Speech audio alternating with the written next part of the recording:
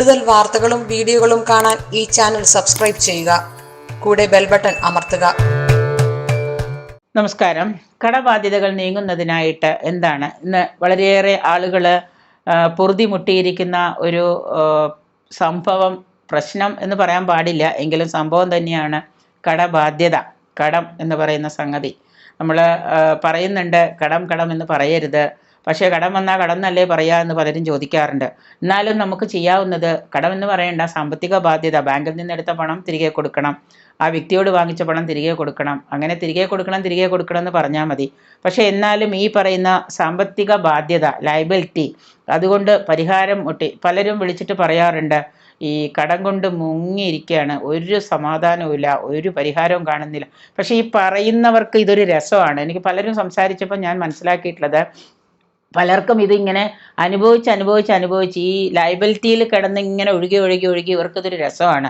ഈ ജ്യോത്സ്യനെ വിളിച്ച് പറഞ്ഞു, ആ ജ്യോത്സ്യനെ വിളിച്ച് പറഞ്ഞു, മറ്റേ ജ്യോത്സ്യൻ്റെ അടുത്ത് പോയി ഇങ്ങനെ ജ്യോത്സ്യന്മാരുടെ അടുത്ത് കയറി ഇറങ്ങി നടക്കുകയും ഒപ്പം തന്നെ ഇതിങ്ങനെ മറ്റുള്ളവരോട് ഷെയർ ചെയ്ത്, ഇത്രയേറെ ലയബിലിറ്റി കൊണ്ട് ബുദ്ധിമുട്ടുന്ന ഒരു വ്യക്തി ഫോൺ ചെയ്ത് ഒരു മിനിറ്റ് കൊണ്ട് പറയുമ്പോൾ നിങ്ങളൊന്ന് പറയുന്ന വ്യക്തികൾ ആലോചിക്കണം. ഞാനോ അല്ലെങ്കിൽ മറ്റുള്ള ജ്യോത്സ്യന്മാരോ അല്ലെങ്കിൽ ഒരു കർമ്മിയോ അല്ലെങ്കിൽ ഒരു തിരുമേനിയോ അല്ലെങ്കിൽ ഒരു പൂജ ചെയ്യുന്നൊരു വ്യക്തിയോ എന്താണ്, ഒരു സാക്ഷാൽ ഈശ്വരൻ നമ്മളെ നിയോഗിച്ചിട്ടുണ്ട് എന്ന് പറയുമ്പോൾ അതിന് അവിടെ ചില അടിസ്ഥാനമായിട്ട് ചില പരിമിതികളുണ്ട്. നമ്മളൊരു ദൈവത്തിൽ അർപ്പിച്ച് ഇത് ചെയ്യുമ്പോൾ നിങ്ങൾക്ക് ഉള്ളതിനേക്കാളേറെ ഉത്തരവാദിത്വം ചെയ്യുന്നവർക്കുണ്ട്. പക്ഷേ വ്യക്തി ഇത് കേൾക്കുമ്പോൾ തന്നെ മനസ്സിലാക്കുന്നു. ഒരു വ്യക്തി വിളിച്ചിട്ട് പറയാണ്, എനിക്ക് വളരെയേറെ കടമാണ്, പൊറുതി മുട്ടിയിരിക്കുകയാണ്, വർഷങ്ങളായിട്ട് ഞാൻ ഈ കടത്തിലാണ് ഒഴുകി ജീവിക്കുന്നത്, എനിക്ക് എന്തെങ്കിലും ഒരു പരിഹാരം പറഞ്ഞു തരുമോ? അപ്പോൾ വർഷങ്ങളായിട്ട് കഴിഞ്ഞ 20 വർഷമായിട്ടും 25 വർഷമായിട്ടും ഒരേ ഇതിൽ തന്നെ, കടത്തിൽ തന്നെ മുഴുകി പ്രശ്നങ്ങളിൽ നിന്ന് പ്രശ്നങ്ങളിലേക്ക് ഒഴുകി പോകുന്ന ഒരാൾ, അയാൾക്ക് ഒരു മിനിറ്റ് കൊണ്ട് ഫോണിൽ ഒരു കോള് കൊണ്ട് നമുക്ക് അയാളുടെ പ്രശ്നങ്ങൾക്ക് പരിഹാരം കാണണമെന്ന് പറയാൻ സാക്ഷാൽ ദൈവമൊന്നും അല്ല ഞാൻ, അല്ലെങ്കിൽ ഈശ്വരൻ എന്ന് പറയുന്ന വ്യക്തിയല്ല ഞാൻ.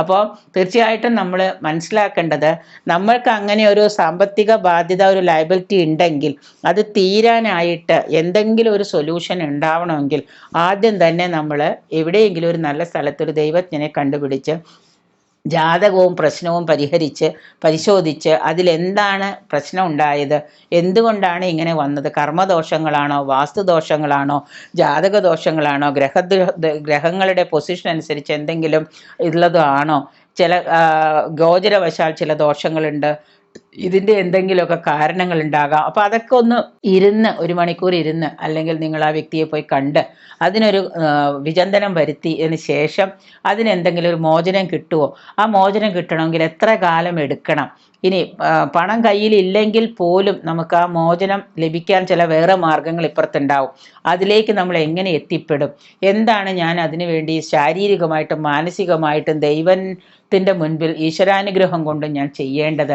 എന്നറിയണമെങ്കിൽ ഒരു ദിവസം 1 മണിക്കൂറോ 1.5 മണിക്കൂറോ നിങ്ങൾ ചിലപ്പോൾ കുറച്ച് വണ്ടി കയറി ദൂരം വരേണ്ടി വരാം, ചിലപ്പോൾ കുറച്ച് ദൂരം പോകേണ്ടി വരാം. ഇങ്ങനെ അന്വേഷിച്ച് കണ്ടെത്തി നമ്മളുടെ പ്രശ്നങ്ങൾക്ക് പരിഹാരം കണ്ടെത്തണം.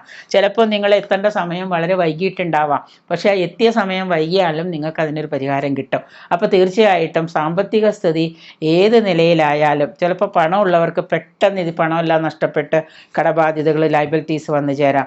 അപ്പോൾ സാമ്പത്തിക സ്ഥിതി ഏത് നിലയിലായാലും കടങ്ങൾ ഇങ്ങനെ പെരുകി വരും. എത്ര രൂപ, ചിലർ പറയും എത്ര പണം കിട്ടിയാലും, എത്ര ശമ്പളം കിട്ടിയാലും, എത്ര ഇത് വന്നാലും വീട്ടിൽ കൊണ്ടുവന്ന് വെച്ച് കഴിഞ്ഞാൽ 10 പൈസ കയ്യിൽ നിൽക്കുന്നില്ല. ദിവസം എന്താണ് ലയബിലിറ്റി കൂടി വരികയാണ്. അപ്പം ഇത് ഇങ്ങനെ പെരുകി വരുമ്പോൾ എന്താണ് ഇത് വീട്ടാനായിട്ട്, ഈ ഋണം വീട്ടാനായിട്ട് നമ്മൾ ശ്രമിക്കും തോറും പിന്നെയും ഇപ്പുറത്ത് ഇങ്ങനെ കൂടി ഒരിടത്ത് കടം വീട്ടി വരുമ്പോൾ അടുത്തടുത്ത് കടം ഇങ്ങനെ കൂടി വരും.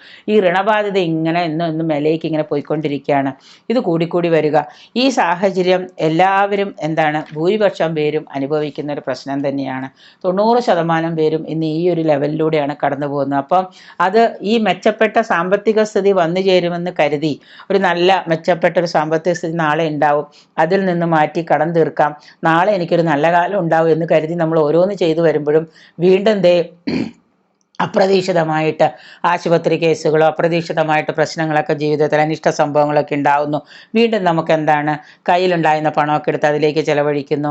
ഇങ്ങനെ അവിചാരിതമായിട്ടുള്ള കാരണങ്ങൾ കൊണ്ട് നമുക്ക് വീണ്ടും അവിടെ എന്താണ് ലയബിലിറ്റി കൂടുന്നു. അപ്പോൾ ഒരിക്കലും നമുക്ക് ലയബിലിറ്റി മാറ്റാനായിട്ട് പറ്റുന്നില്ല.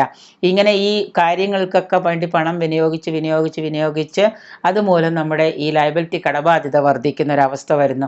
അപ്പോൾ ധനസ്ഥാനാധിപനായിട്ടുള്ള ഭാവാധിപന്മാരുടെ 2ഉം 11ഉം ഭാവാധിപന്മാരുടെ ആ പാദദോഷ പരിഹാരങ്ങൾ, അതിൻ്റെ അപഹാരകാലങ്ങൾ, അനിഷ്ടസ്ഥാനം, ഇവയൊക്കെയാണ് ഇതിന് പ്രധാനമായിട്ട് കാരണം. അപ്പോൾ ജാതകം പരിശോധിച്ചിട്ട് കുജൻ മുതലായി ബന്ധപ്പെട്ട ഗ്രഹങ്ങളുടെ ദോഷശാന്തി കർമ്മങ്ങൾ ചെയ്യുക. ഇത് ചെയ്യുക വഴി നമുക്ക് പല കാര്യത്തിൽ നിന്നും ഈ ഋണബാധ്യതയിൽ നിന്നും നമുക്ക് മോചനം നേടാൻ പറ്റും.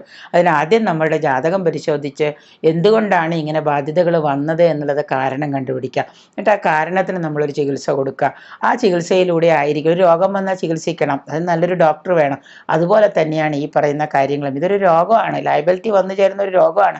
ആ രോഗത്തെ ചികിത്സിക്കണം. ചികിത്സിക്കുമ്പോൾ അത് എന്തായിരിക്കണം, നല്ലൊരു ഡോക്ടർ എടുത്തായിരിക്കണം. അപ്പോൾ ഈ രീതിയിൽ ശാന്തി കർമ്മങ്ങൾ ചെയ്യുക വഴി നമുക്ക് എന്താണ്, അതിൽ നിന്ന് നമുക്ക് മോചനം തേടാൻ പറ്റും. അപ്പം നമ്മളുടെ ശാരീരികവും മാനസികവുമായ ഒരു അർപ്പണം നമുക്ക് എന്താണ് അതിലേക്ക് ഉണ്ടായിരിക്കണം, ചെയ്യുന്ന വ്യക്തിക്ക് ഉണ്ടായിരിക്കണം. ഋണമോചന യന്ത്രം നേടാം, ഋണമോചന ഗണപതി മന്ത്രം ജപിക്കാം, അതുപോലെ തന്നെ പല സങ്കല്പം കൊണ്ട് പൂജകളൊക്കെ ചെയ്യാം. പിന്നെ ഋണകാരകനായ കുജപ്രീതി കർമ്മങ്ങൾ ചെയ്യാം. ഋണകാരകനാണ് കുജപ്രീതി കർമ്മങ്ങൾ. ഋണമോചന മംഗള സ്തോത്രങ്ങൾ ജപിക്കാം. സുബ്രഹ്മണ്യ ക്ഷേത്രത്തിൽ ദർശനം നടത്തിയിട്ട് അവിടെ ചുവന്ന പട്ട് ദേവന് സമർപ്പിക്കുക. ഷഷ്ടി വ്രതം അനുഷ്ഠിക്കുക.